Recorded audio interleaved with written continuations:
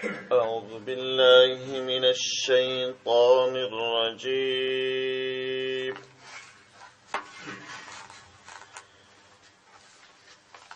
بسم الله الرحمن الرحيم.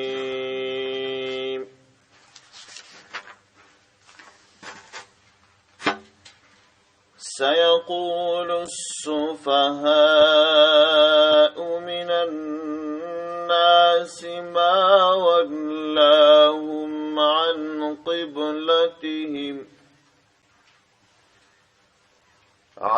قبلتهم التي كانوا عليها قل لله المشرق والمغرب يهدي من يشاء إلى صراط مستقيم. صدق الله العلي العظيم.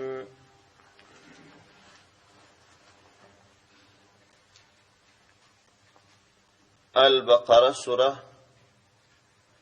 142 نمبر آیت. پیغمبر صلی الله علیه وسلم چې کله مدینه منورې ته مهاجر سو، د رب عز وجل د لورې څخه حکم ورته وسو چې ته لمونځ بیت المقدس ته کوه. د هر دین لپاره قبله وي. د پیغمبر صلی الله علیه وسلم او د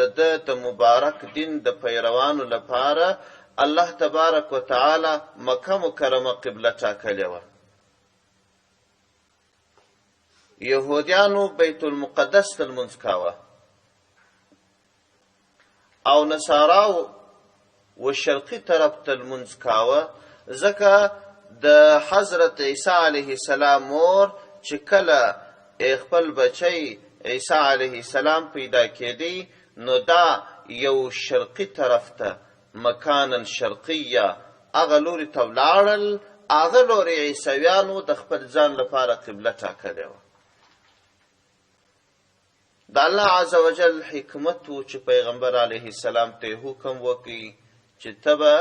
بیت المقدس ته لمونځ کوې. پیغمبر صلی الله علیه وسلم د الله عز وجل د حکم مطابق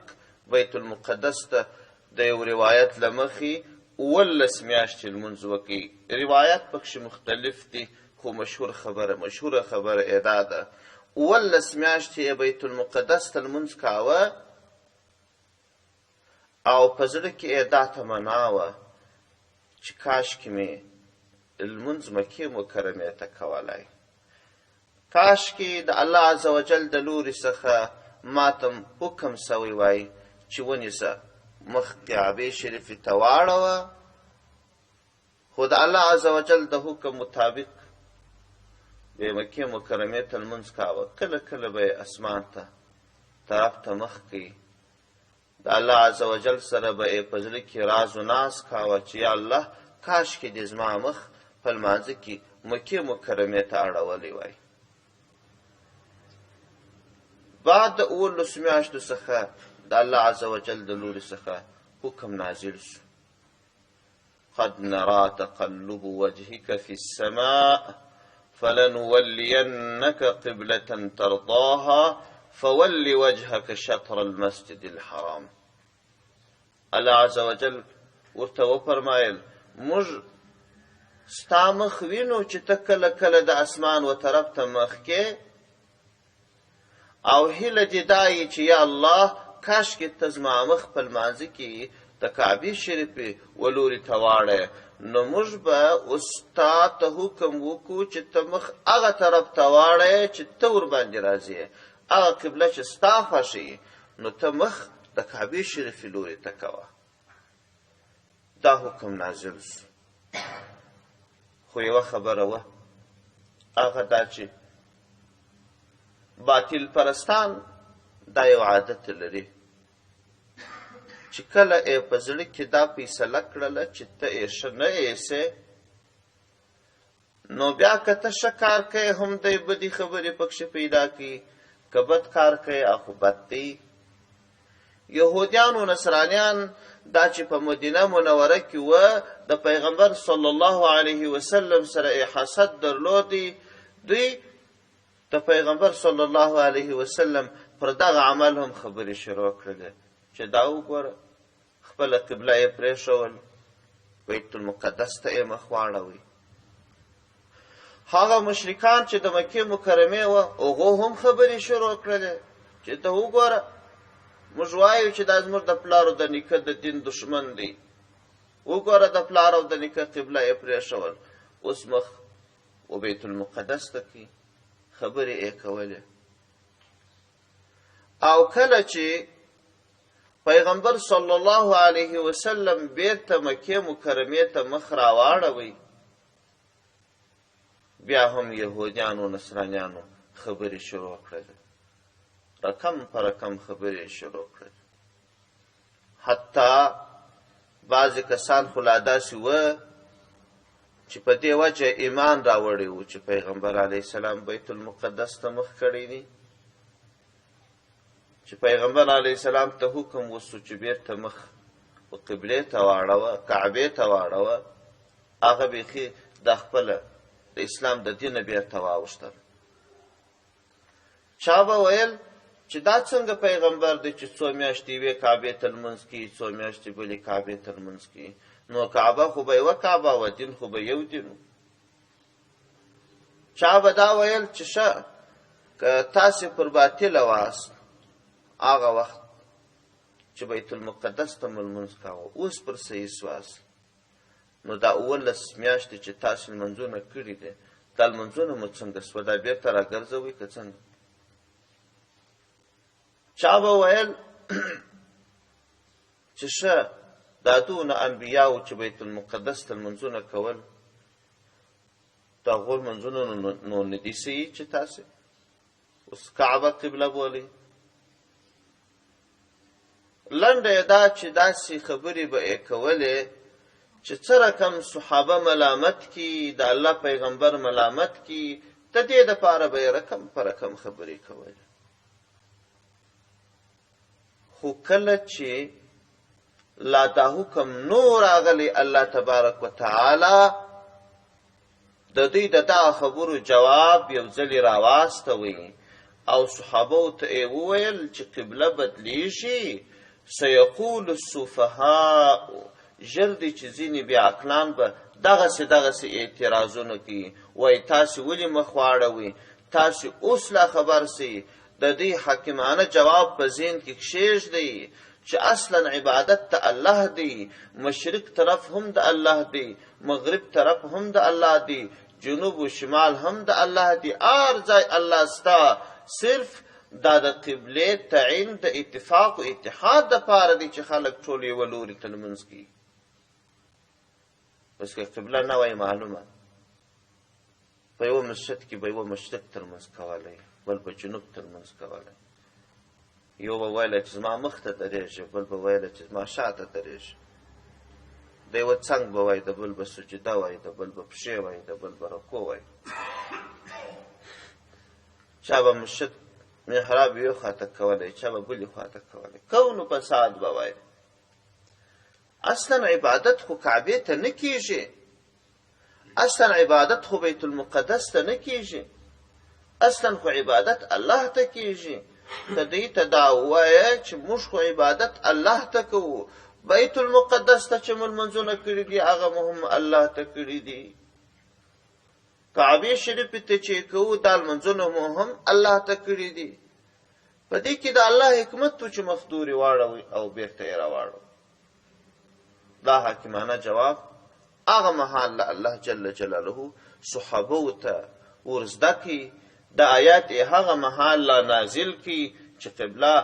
اوښتې لا نه وه، خو د اوښتلو حکم یې را روان و. هغه د آیات دی چې الله عز وجل مؤمنان پوه کوي. راځو د آیات یې واره ترجمه کوو. سیقول السفهاء، ژر دی چې وبوایي بې عقلان من الناس د خلکو څخه یهودیان نصرانیان او داسې نور ما ولاهم چې شو چې ویې ګرځول دی عن قبلتهم د قبلې څخه خپل التي هغه قبله کانو چې ودی علیها پر هغه قبله باندې وه دی چې پر کومه قبله باندې وه یعنی بیت المقدس ته یې لمونځ کاوه څه وجه وه چې د هغه څخه یې مخ واړوئ قلت ورته ووایه ای پیغمبر لله المشرق والمغرب خاص الله لره مشرق طرف سته والمغرب او مغرب طرف سته یعنی مشرق طرف هم د الله مملوک دی مغرب طرف هم د الله مملوک دی الله په مشرق کې هم سته په مغرب کې هم سته او دا چې الله جل جلاله کله تاسو ته حکم د بیت المقدس کړی و اوس بیا د کعبې شریفې کوي دا د الله د لوري څخه هدایت دی او الله جل جلاله هدایت هر هغه چاته کوي چې خوښه یې سي یهدی هدایت کی الله پاک من هر هغه چاته یشاء چې د الله خوښه سي الى صراط مستقیم و سیده لارې ته سیده لاره د الله ته معلومه ده انسانان چې پر کومه لار روان دي دا یقین نسی کېدلی چې دوی پر سیده لار باندې دي او الله جل جلاله چې کومه لاره خلکو ته وښودل دا یقین دی چې دا سیده لاره ده اوس یوه خبره سته هغه دا چې قبله څه ته وایي اولی کعبه شریفه الله تبارک و تعالی د مؤمنانو لپاره بهترینه قبله وټاکله قبله اصلا مخ ګرځولو ته ویل کېږي مخ ګرځول په عبادت کې یو لوري ته مخ ګرځول یا په عبادت کې یو لوري یا یو طرف د مخ ګرځولو لپاره ټاکل دې ته قبله وایي دا د قبلې معنا ده الله تبارک و تعالی د مؤمنانو مسلمانانو لپاره کعبه شریفه قبله وټاکله ځکه انسان د خاورې جوړ دی او دا خاوره یا د دې خاورې کره د مځکه چې جوړه سوې ده الله تبارک و تعالی اولینه مځکه د کعبې شریفې جوړه کړې ده روایت کې راځي چې الله تبارک و تعالی کله د مځکې د جوړولو اراده وکړه نو هوا یا باد دا په خپل قدرت باندې ودراوي او بیا په دې هوا او باد باندې اوبه وشیندلې وروسته په دې هوا کې حرکت پیدا کی داسې حرکت پیدا کی لکه هغه د شلومبو غړکه چې شار به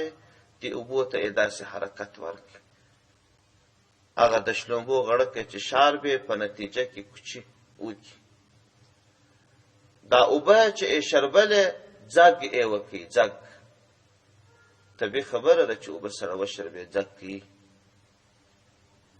هغه ځګ الله جل جلاله د ډیرو شوریدلو یا د حرکت په نتیجه کې سخت سو کلک سو د کلکوالي وروسته الله جل جلاله یو ټوټه خاوره ځینې جوړه کړل هلته به دا ځګ نور ډېرېدی کلکېدی به دا خاوره به زیاتېدل دغه خاوره او دغه مځکه د اولینه ټوټه هغه ټوټه ده چې کعبه شریفه ورباندې ودانه ده اولین مځکه الله جل جلاله د کعبې شریفې پیدا کړه وروسته نو بیا په تدریج باندې دا مځکه ډېرېدل دا و چې دا د مځکې لویه کره لوی رب عز وجل ځینې جوړه کړل نو دا چې انسان د خاورې جوړ دی او په خاوره کې هغه اولینه ټوټه هغه د کعبې شریفې ودانۍ ده دا د کعبې شریفې ودانۍ چې ورباندې جوړه ده دغه ټوټه ده. نو چون انسان و هغه خپل اصل ته رد سو او کعبه شریفه یا د کعبې شریفې مځکه دا په ټوله مځکه کې اصل ده، ځکه نو الله جل جلاله انسانانو ته حکم وکړي چې تاسې په عبادت کې یوازې او یوازې د هغه خپل اصل لوري ته مخ ګرځوئ. دا د کعبې شریفې فضیلت و امتیاز دی چې انسانان په عبادت کې د خپل اصل لوري ته مأمورین کړل سوه. ځکه نو انسانان په لمانځه کې په عبادت کې مخ د کعبې شریفې لوري ته ګرځي او کعبه شریفه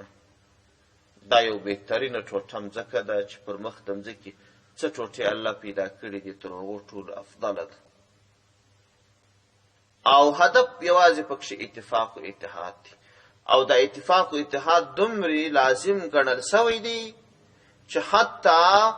کعبه شریفه یا قبله چې کعبه شریفه ده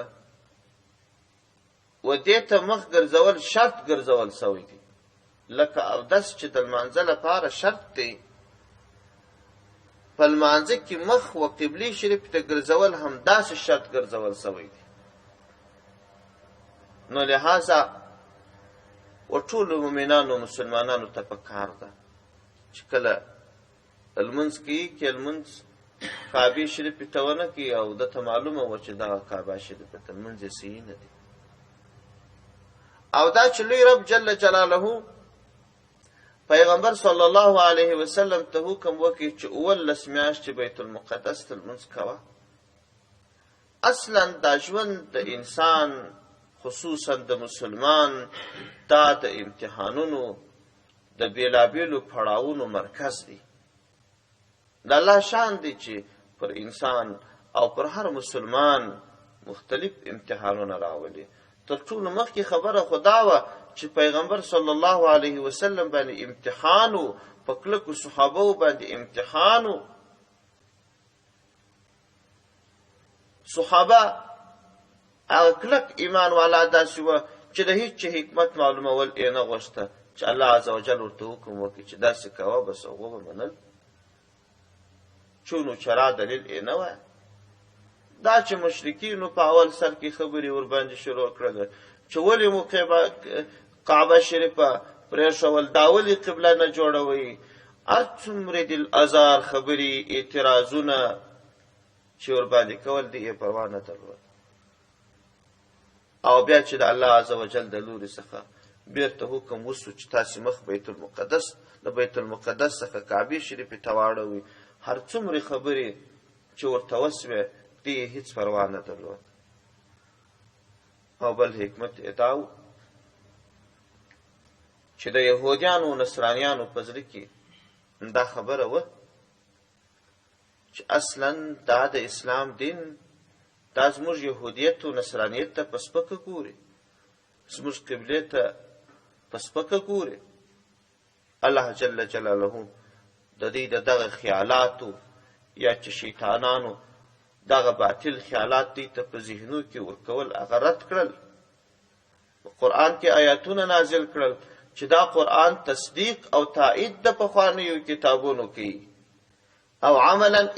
پیغمبر علیه السلام امر کوي چې ته 19 میاشتې دا بیت المقدس ته لمونځ وکړه چې د خلکو دا یقین سي چې دوی و بیت المقدس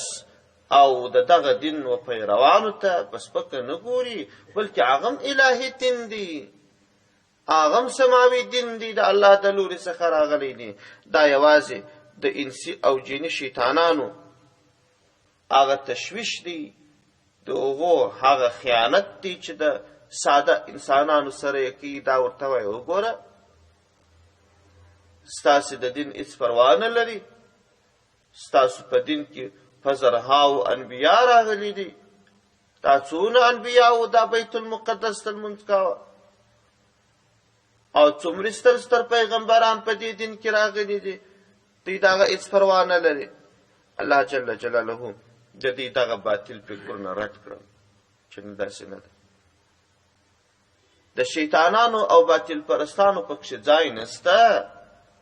دغه سماوي دینونه ټول د الله د لوري څخه راغلي، هغه که دین موسوي دي، که دین عیسوي دي، که دین داودي دي، که دین محمدي دي، دا ټول دینونه د الله د لوري څخه راغلي دي. البته احکام ځینې د ځینو سره توفیر لري، په دې کې د الله حکمت دی. د هرې زمانې مطابق الله تبارک وتعالی د انسانانو د توان مطابق او د دې سره برابر احکام نازل کړي دي. سبحان ربك رب العزة عما يصفون وسلام على المرسلين والحمد لله رب العالمين. آمين.